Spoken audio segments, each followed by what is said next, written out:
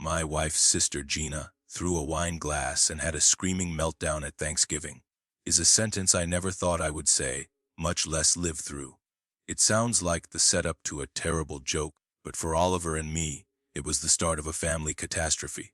The decision to keep the news quiet for so long was born not of secrecy but of fear.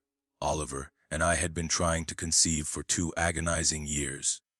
That journey had been marked by disappointment, culminating in an early miscarriage the year before that devastated us both. I had watched Oliver navigate that grief, shutting down emotionally, and I had felt helpless to truly fix the pain. The doctor had been clear everything looked good this time, but they highly recommended waiting until after 12 weeks to tell anyone. By the time Thanksgiving rolled around, we would be at 14 weeks, finally putting us in the safe zone. Thanksgiving felt perfect, the whole family together, a moment of unadulterated, public joy that Oliver deserved. My primary internal conflict was the fear of chaos, the fear of losing control over something so precious and fragile. Oliver and I had confided only in her brother Leo and her cousin Amy. They had been checking in on Oliver since the miscarriage, and they knew exactly why we needed the secrecy. They kept their promise.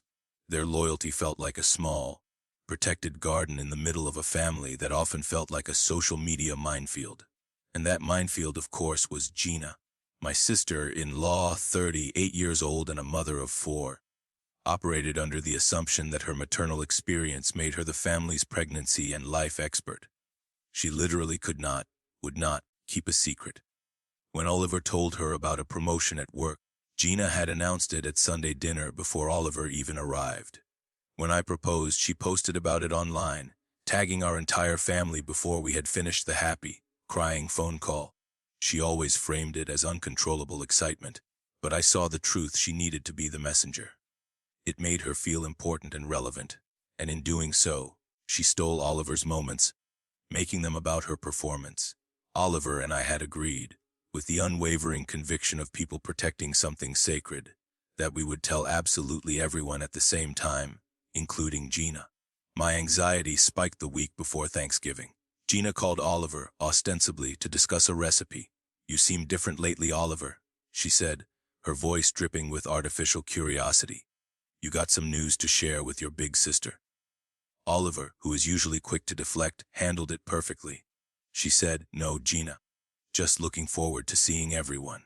She managed to change the subject to Gina's children, and my sister-in-law let it go. But I could tell she was suspicious. She was sniffing around, trying to find the source of the information before Oliver could release it.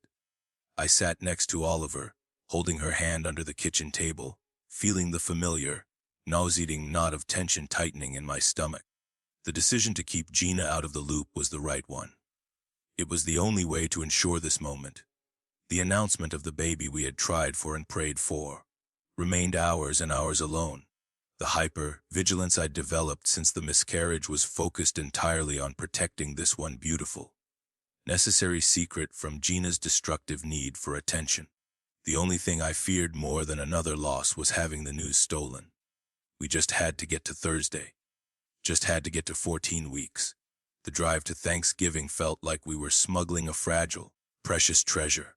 The tension was a thick silence in the car, broken only by Oliver nervously recounting the way she planned to phrase the announcement. We had rehearsed it a dozen times, yet the closer we got to her parents' house, the more fraught the energy became. I kept my hand on her knee, offering silent, steady support. The first few hours at the gathering were deceptively pleasant. We ate a huge meal of turkey and dressing, surrounded by the usual noise and laughter of the extended family. Gina was present, of course, dominating a conversation about organic baby food trends with the authority of someone who had done it 4 times. I watched her, steeling myself, noticing the way she subtly shifted focus back to herself whenever the conversation lingered on someone else. After the dishes were mostly cleared, Oliver gave me the look, the one we'd practiced that signaled the moment was now. I stood up first, a little unsteady, and knocked gently on my wine glass with a fork. The room quieted down in waves. "Before we move on to pie," I started, my voice clear despite the tremor in my hands, "Oliver and I have something wonderful we'd like to share with everyone." Oliver stood up next, leaning into my side. She was beaming, the radiant smile I had waited months to see. She took a deep breath. "We're expecting a baby. I'm due in May." The reaction was instant and overwhelming. Cheers erupted. My father-in-law clapped me hard on the shoulder.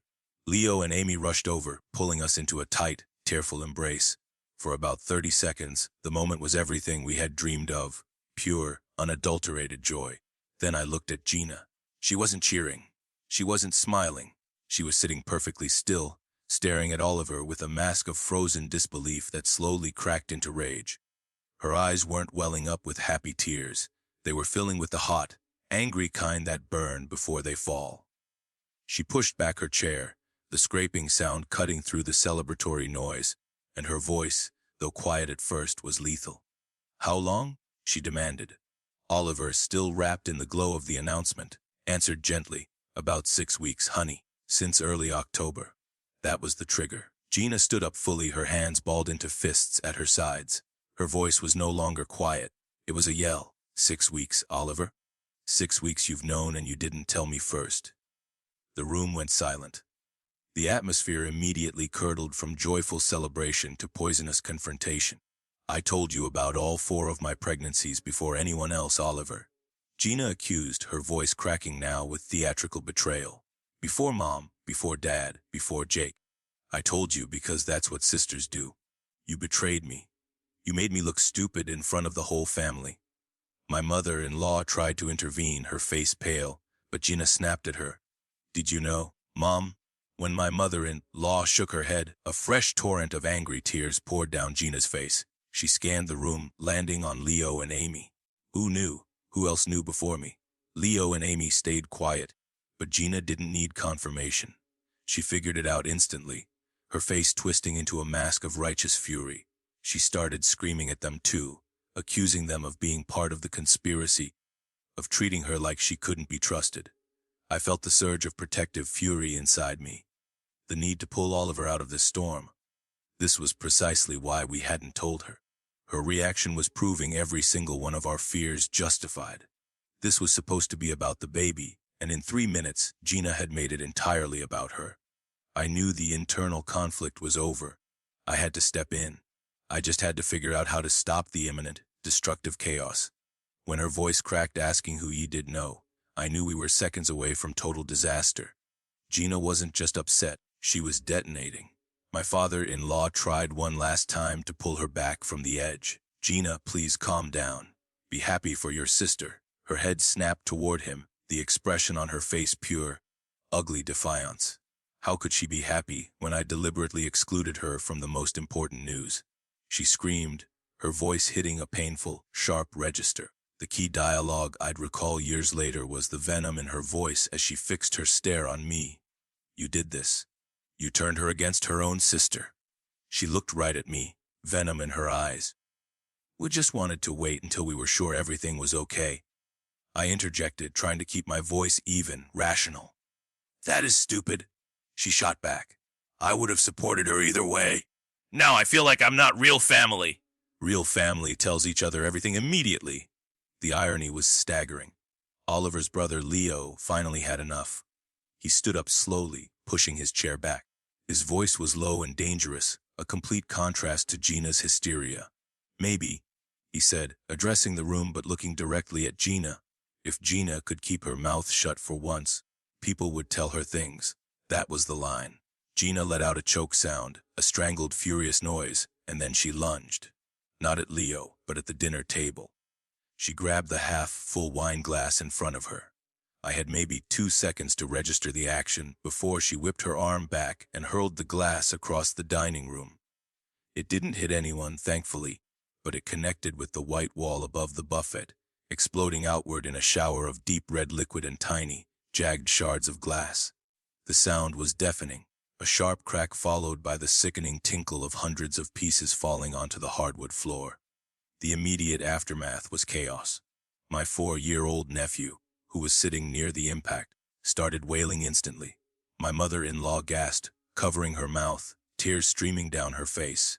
Gina's husband, Jake, who had been sitting rigid with shame, stood up and tried to pull Gina toward the hallway. "We are leaving, now. Get your coat." But she dug her heels in. I am not going anywhere until she apologizes for humiliating me. I am not apologizing for protecting my announcement, Gina, Oliver said, her voice shaking but suddenly rock solid. She was done with avoidance. Gina stared at Oliver, her face white with uncontrolled hatred. Then I am done with you. You are a terrible sister. She turned to her children, yelling for them to get their coats, and began dramatically shoving Tupperware containers of leftover food into bags. The sound of plastic snapping and slamming was another rhythmic punctuation mark to the disaster. It was in that moment, watching her steal the last shred of dignity from the room, that Oliver and I locked eyes. We didn't need words. It was a silent, desperate question and answer. Are you ready? Yes. I straightened my tie. My heart was pounding so hard I could hear it in my ears. I walked toward the center of the room, standing beside Oliver, waiting until Gina had paused her frantic packing. I spoke, addressing the entire room, my voice low but firm enough to cut through the residual chaos. If we were sharing everything like real family, I said, drawing out the word real, then everyone should know that Gina has been texting her ex-boyfriend Ryan for the past 6 months. The air left the room instantly. The silence was absolute. The only sound was the muffled crying of the nephew. Gina froze mid-shove, a plastic container of mashed potatoes in her hand. Jake, who was pulling on his coat, stopped dead. His face was the most devastating thing I have ever seen. In about 2 seconds, his expression transitioned from confused indignation over Gina's meltdown to complete, broken devastation. He looked like someone had punched a hole through his chest. His mouth opened as if to speak, but nothing came out. Gina went white as the wall the glass had shattered against. Her hands began to shake violently. She tried to speak, but only managed a terrible, choking sound. Jake didn't look at her. He didn't say a word. He just turned, grabbed his keys off the nearby table, and walked straight out the door. Gina finally found her voice. Jake, wait! It is not what you think. But he was already gone. We heard the door slam shut, and then Gina was running, her voice echoing from the driveway, desperately calling his name. I stood there, my hands clammy, a mix of terrifying justification and immediate regret washing over me. I had protected my wife and defended our announcement. But the cost was catastrophic. The silence after Jake grabbed his coat wasn't empty. It was heavy with the sound of a marriage breaking. We could hear the desperate, muffled sound of Gina screaming his name in the driveway, followed by the definitive slam of a car door and the roar of an engine starting. That sound, the engine fading down the street until it was swallowed by the suburban quiet, felt final. Inside, the family was frozen. The air smelled metallic from the wine and sharp from the tension. Gina's 4 children sat rigidly at the table, their little faces scared and confused. The 4-year-old was now wailing again, his terror renewed. My mother-in-law rushed over to scoop him up, rocking him and making soft, shushing noises, tears still silently tracking down her cheeks. The older children just stared at their plates, unable to process the violence they had just witnessed. My father-in-law sat utterly still in his chair, his eyes fixed on the spot where the wine glass had exploded. He looked like he had been struck by a physical blow, all the life drained out of his posture. Amy, ever practical, knelt down and began carefully picking up the larger, more dangerous shards of broken glass. Leo, standing next to me, just looked at me with wide, unreadable eyes, saying nothing. Oliver squeezed my hand under the table, her grip tight, trying to anchor us both to the moment. It took about 20 minutes for Gina to return. She stood in the doorway of the dining room, breathing hard as if she had run a mile. Her mascara was smeared into black, ugly streaks across her pale cheeks, and her eyes were red and swollen. She looked feral, unhinged. "Ha left," she announced to the room, her voice raspy. She pulled out her phone and immediately tried to call Jake, right there in front of everyone. We all heard the sterile, high-pitched sound of the call going straight to voicemail. She began texting frantically, her hands shaking so badly that she had to retype every other word. Then she looked up.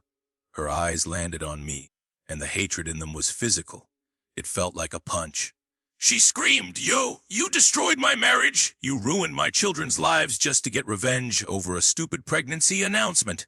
You are evil, Oliver, and you are cruel, and I will never forgive you. My mother-in-law tried to calm her down, suggesting she take a moment, but Gina just kept screaming, leveling accusations at Oliver, claiming that Oliver had planned this all along, that she had waited for the perfect moment to humiliate her. I stood up, stepping slightly in front of Oliver. That isn't true, Gina. You started this by attacking Oliver, by throwing a glass at our family gathering. She dismissed me with a wave of her hand. You shut up! You turned her against her own family! The children were all crying now, including the 12-year-old, who had his head buried in his arms on the table. My father-in-law finally moved. His voice was quiet, but it had a firm, commanding quality that cut through Gina's hysteria. Gina, he said, you need to take responsibility for your own choices instead of blaming Isaac for exposing them. You made the decision to text Ryan. You made the decision to lie to Jake about it. Gina turned on him, her anger instantly redirected. She started crying harder, sinking into a dining room chair, burying her face in her hands. You do not understand! None of you understand how hard my life is! My mother-in-law gently put a hand on her shoulder. Through her shaking sobs, Gina confessed that she had been desperately unhappy for years, feeling invisible and exhausted by the relentless demands of motherhood and Jake's absence at work. Texting Ryan, she claimed, made her feel like the person she used to be. She swore she had never physically cheated, but she knew the emotional affair was wrong. She kept saying she was sorry, but she was looking at her mother, not at Oliver or me. My mother-in-law finally suggested Gina take the children and leave, insisting we all needed space to process the wreckage. Gina nodded numbly, gathering her crying children and shoving the remaining dishes into bags with shaking hands. None of her children would meet her eyes as they were herded out to the minivan. She didn't look at me once as she left. After they were gone, the cleanup began. Oliver and I worked in silent tandem, clearing the table, while Amy swept up the last of the tiny glass shards. My mother-in-law cried quietly by the sink. The whole house felt heavy and sad, drenched in a palpable sense of loss. When we finally drove home an hour later, the silence in the car was crushing. Halfway there, Oliver started to cry, silent tears at first, then deep sobs. All she could think about was the beautiful, happy memory she had wanted for our announcement, replaced instead by this horrible, destructive disaster. I reached over and held her hand while I drove, offering the comfort and assurance I knew she needed. Gina's choices weren't your fault, Oliver, I reminded her. She attacked you first. She threw a glass at a family event.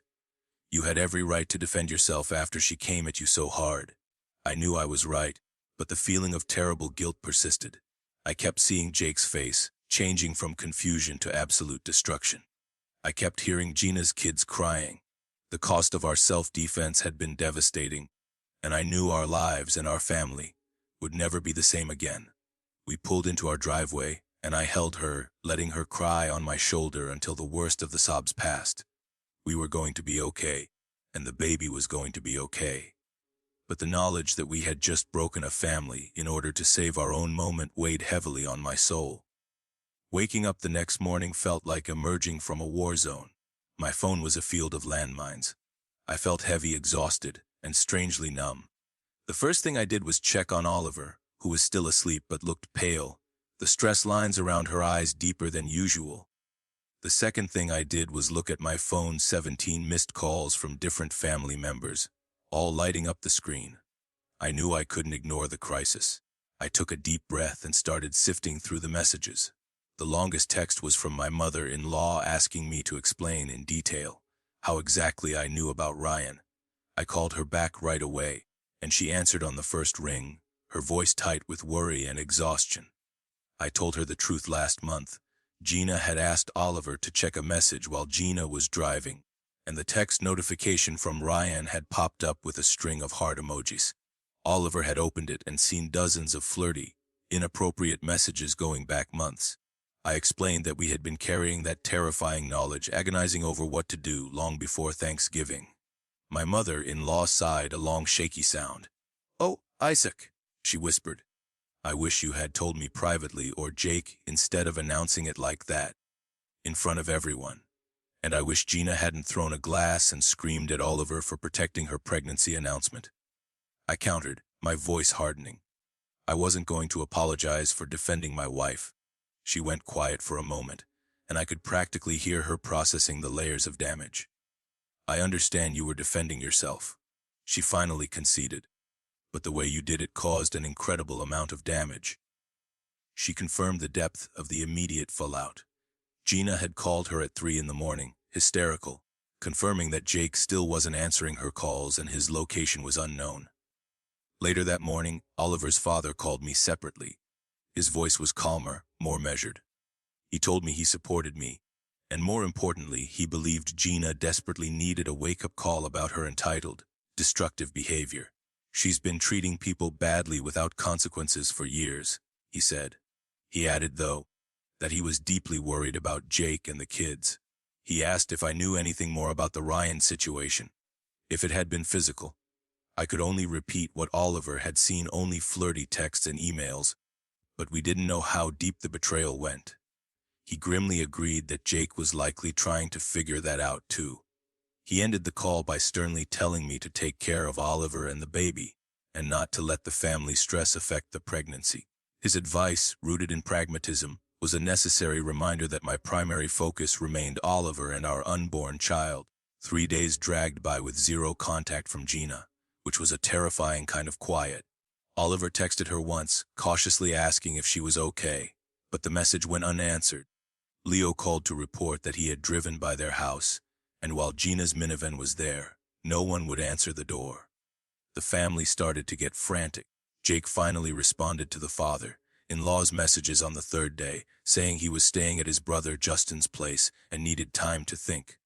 Later that same afternoon, Justin called my father-in-law, wanting the full story because Jake was completely shut down, barely speaking, and just staring blankly at the television. When my father-in-law recounted the entire Thanksgiving disaster, the announcement, Gina's meltdown, the broken glass, and the Ryan revelation, Justin was silent for a long time.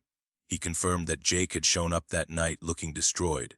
"This is going to get ugly," Justin warned. "I hope everyone is ready for it." The worst part, however, was the narrative spin. Leo showed up with Chinese takeout one evening, finding me hiding in the apartment, trying to ignore the constant buzzing of my phone. As we ate, he showed me Gina's Facebook status updates, vague, dramatic statements about how blood doesn't always mean loyalty, and how some people will stab you in the back. The comment sections were full of relatives asking if she was okay, and Gina fueling the fire by commenting that some people in the family had shown their true colors. She was painting herself as the victim of a malicious attack. Then Amy texted.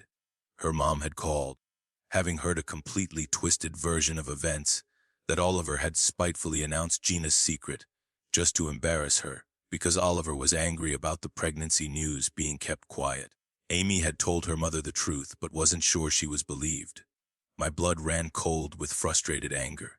Gina was selectively editing the truth, leaving out the screaming, the wine glass, and the demanded apology. She was manipulating the entire extended family into believing Oliver and I were the aggressors. Oliver's need to control the narrative at the family meeting suddenly seemed not like drama, but like critical self-defense. We had to go. If we didn't, Gina would win the war for public opinion, and the guilt I felt would become a public judgment. The air in the living room on Sunday was colder than the December outside. You could feel the missing presence of Gina. Oliver and I drove to her parents' house with a sense of dread, stomachs tight with nerves. This wasn't a family get-together. It was a crisis negotiation. We walked in, and the atmosphere felt manufactured, an attempt at domestic normalcy with coffee brewing and cookies set out on a platter. Leo was already there, sitting on the couch, looking as uncomfortable as I felt. Amy arrived a few minutes later, giving us both a tight hug. We avoided talking about the inevitable, sticking to weather and work for about 5 minutes. Then, the front door opened, and Jake walked in alone. He looked terrible. His eyes were red-rimmed and sunken, shadowed by dark circles that spoke of days without sleep. He had the haunted look of a man who had lost everything without warning. My mother-in-law rushed forward, asking where Gina was. Jake silently pulled out his phone and showed us a text message. Gina refused to be in the same room as Oliver and me, claiming she had nothing to say to any of us. My father-in-law muttered something under his breath about cowardice, but he quickly ushered us all to sit down. The initial silence in the living room was super awkward. No one knew how to begin dissecting the disaster. Finally, Jake spoke. His voice was raw, thin, and brittle, and I was immediately struck by the depth of his pain. He started by confirming everything. He said he had confronted Gina the night of Thanksgiving after he left.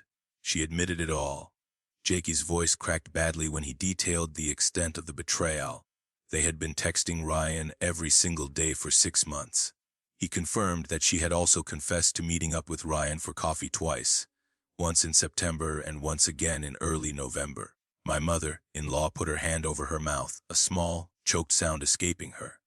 Jake kept talking, his gaze distant, focused on the trauma being recounted. Gina swore that nothing physical had happened between them. No kissing, no touching, just talking. But it doesn't matter, Jake said, his eyes finally meeting mine, desolate and accusing. She had an emotional affair. She lied to me for half a year. Leo asked the question we were all thinking. Did he believe her that it wasn't physical? I don't know what to believe anymore, Jake confessed, shaking his head. He had checked her phone records. The text to Ryan went back even further than 6 months, closer to 8 or 9 months. Worse, he found emails that Gina had deleted but were still in her trash folder. Reading those emails, he said, swallowing hard, made me feel sick. She was complaining about me, telling Ryan she missed the way things used to be between them. She was painting me as the bad guy. My father-in-law asked what he planned to do. Jake said he was thinking about separation. He couldn't stay in the house right now. Every time he looked at Gina, he felt only anger and betrayal. He reiterated that he was staying with his brother, Justin, and was only going home when Gina took the kids out so he could grab clean clothes. Then, Jake looked directly at Oliver and me. He asked if anyone else in the family had known about Ryan before Thanksgiving. Everyone said no. Oliver and I admitted I'd known for about a month after seeing the text on her phone. Jake nodded slowly, taking it in. He didn't seem angry at me. In a moment of absolute emotional clarity that cut through all the drama, he actually thanked Oliver for telling him, even though the news had come out the way it did. That is when my mother-in-law spoke up, still searching for an easier path through the crisis. Maybe, she said gently, looking at Oliver, you could have handled it differently. Maybe you could have pulled Jake aside privately instead of announcing it in front of everyone. I felt my face heat up, not with shame, but with indignation. I could feel the old, passive, conflict-avoidant Isaac being pushed aside by the protective husband. Gina was literally screaming at Oliver. I asserted, my voice firm. I looked at my mother-in-law, refusing to back down. She threw a wine glass and demanded Oliver apologize to her for protecting her own health and her news. I wasn't thinking about the best way to handle anything. In that moment, I was defending my wife after Gina ruined the announcement of our baby. My father-in-law jumped in instantly, backing me up. He firmly stated that Gina had created this entire situation, first with years of not respecting boundaries, and then with her own choices about Ryan. He insisted that Oliver and I should not be blamed for finally standing up to her. My mother-in-law looked like she wanted to argue, but she held her tongue. Leo gently shifted the conversation, reminding us that the core issue was no longer the pregnancy announcement. It was Jake and Gina's marriage, and they needed to figure that out without dragging the rest of us through the emotional wreckage. Jake agreed. He said he had decided he would tell Gina that if she wanted to save their relationship, they needed marriage counseling immediately. He couldn't move forward without professional help because the trust was completely broken. That was the only way he would consider rebuilding. After that, the tension slowly bled out of the room, leaving behind only the heavy exhaustion of those who have survived a seismic shock. We all knew this was only the beginning of a very long, very painful road. Weeks passed, each one a step away from the explosion, until Gina's text brought the tension back, demanding to talk. It felt like holding a live wire. I knew the damage had been done, but I wasn't ready to face the source of the chaos alone. Oliver and I agreed immediately that I would accompany her to the meeting, scheduled for a quiet coffee shop near our apartment that Saturday morning. We arrived 15 minutes early, securing a table in the back corner. I ordered a decaf latte and sat, watching the door, my stomach knotted with anxiety. When Gina walked in exactly on time, she looked worse than she had at Thanksgiving. simply because the mask was completely gone. Her hair was messy, she wore no makeup, and the dark circles under her eyes mirrored Jake's exhaustion. She looked utterly defeated. She sat down, and almost immediately, the tears started, not the angry tears of the holiday, but heavy, sorrowful ones. "My whole life is falling apart," she choked out. She said Jake barely spoke to her, and the children kept asking why their dad was sleeping in the guest room. She couldn't eat or sleep. She felt like she was losing her mind. Then, she looked directly at Oliver. Throwing the wine glass was wrong. There is no excuse for it. "I am sorry." Oliver remained silent, waiting. This was the moment of truth. Gina took a ragged breath and confessed. She said she'd been jealous of Oliver for years. She recounted how Oliver's education, her career, and our marriage all seemed to come so easily, while Gina felt stuck and trapped in her life. "I felt invisible," she whispered, the words trembling. She said she felt like being a mom was all she did anymore, and she had lost who she was before marriage and 4 kids took over.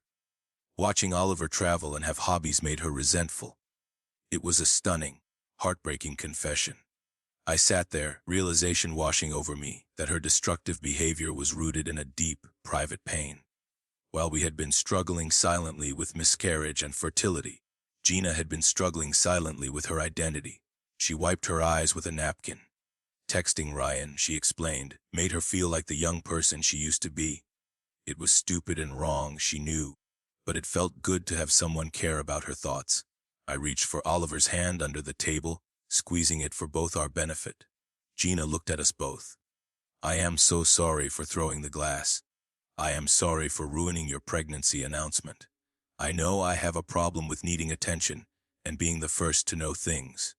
It made me feel important when I could share news before anyone else."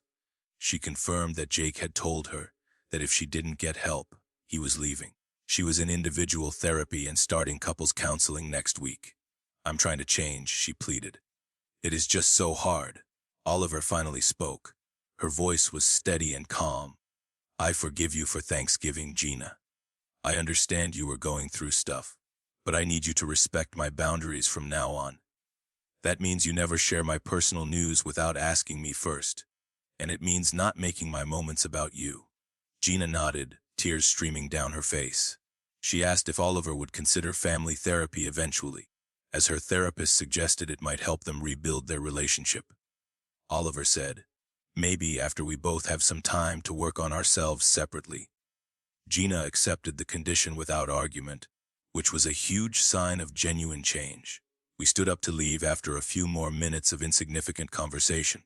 When Gina hugged Oliver, it was different, less performative, more genuine, a desperate grasp for connection rather than a show for the audience. In the car, Oliver asked how I felt. Cautiously hopeful, I admitted, but still hurt. I want to believe her, but I've seen this side of her before. I heard more encouraging signs over the next 2 weeks. My father-in-law called, relaying an update from Jake. Jake and Gina were seeing a counselor who specialized in affairs and trust issues. Jake had moved back home, but they were sleeping in separate rooms. The reunion was strictly conditional. Gina had to be completely honest about everything, commit to individual therapy, and respect firm boundaries regarding her phone and social media.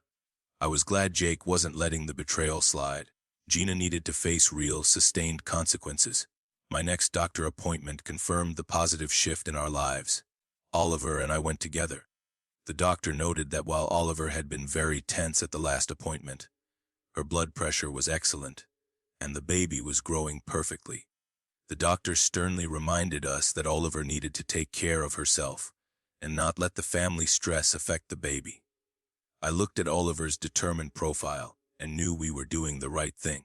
The crisis had broken the family, but it had also forced us all onto a path toward health. The handwritten letter from Gina, devoid of excuses, made it clear this wasn't temporary. The hard work had begun. A few days after my doctor's appointment, my phone buzzed with a text from Gina. It was a photo of a piece of paper, homework from her therapist.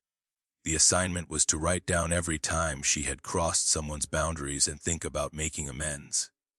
I zoomed in on the picture.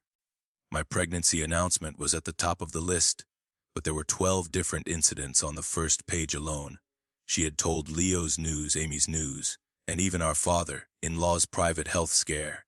Seeing it all written out, a systematic list of years of boundary stomping, made me realize this was a genuine pathology she was finally confronting. I texted her back, simply saying I appreciated her honesty. She replied with a heart emoji.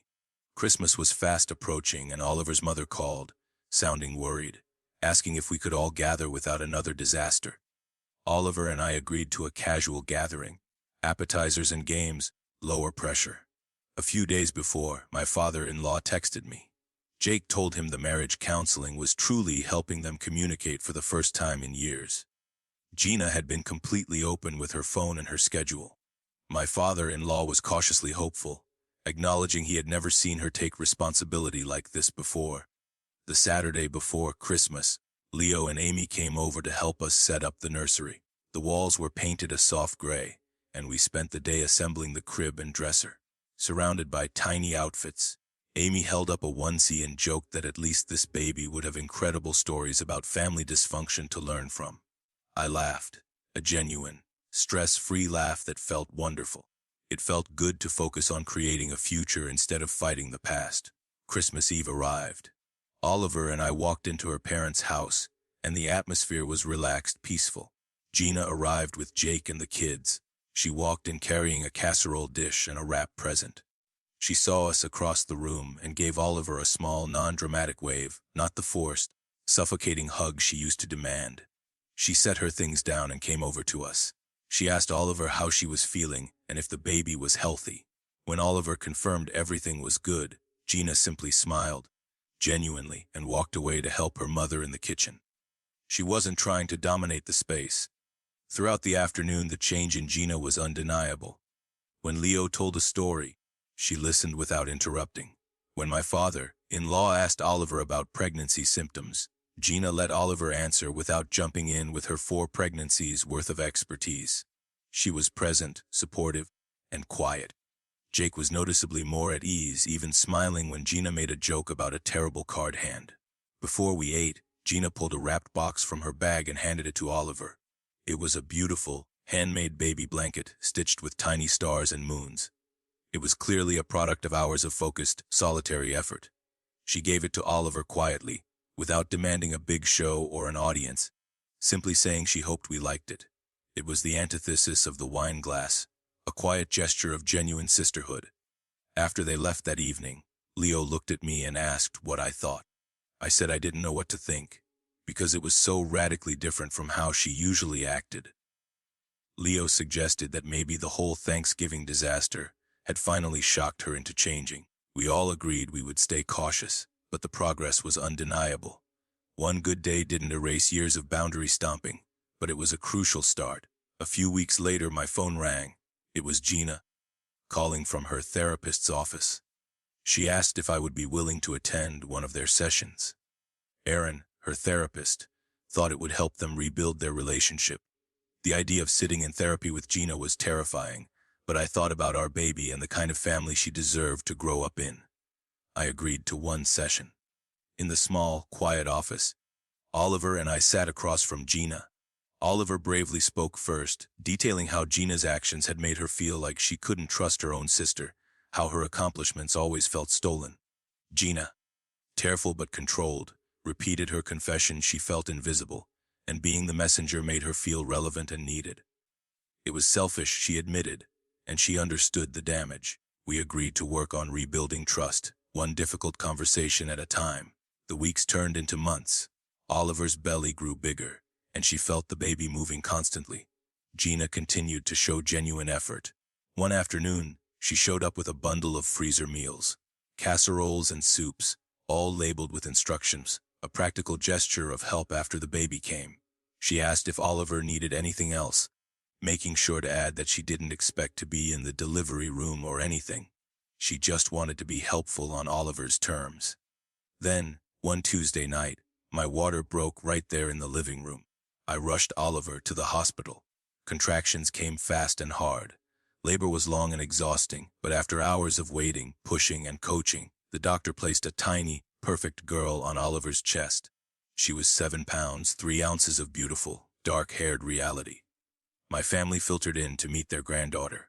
Gina showed up last with Jake. She walked over to the bed, quiet and respectful, and asked if she could hold her niece. As she held the baby, tears ran down Gina's cheeks again, but this time they were soft maternal tears. She stayed for only 20 minutes, respecting the need for rest, and left after whispering that Oliver was going to be an amazing mom. She respected the boundaries without a single reminder. At the baby's 3-month birthday, we hosted a casual dinner, pizza and salad, with all the family present. Gina was light, easy, and genuinely interested in other people's lives. She complimented Amy's new haircut and asked Leo about his job. She held the baby, played with her, but handed her back immediately when she fussed, without insisting she could fix it. Everyone got along without tension. The house felt peaceful in a way it never had before. That night, rocking my daughter in the nursery, I thought about Thanksgiving. The screaming, the broken glass, all the hurt. But that devastating crisis led to this quiet peace. Gina found help and is fixing her marriage. Oliver and I learned to stand up for ourselves. Our family is healthier now than it had been in years, finally founded on honesty and respect instead of obligation and secrecy. I was grateful my daughter would grow up knowing her aunt as the woman she was becoming. Someone who was trying to be better, not the person who needed to steal every moment. We had found our way here, messy and painful as the path had been.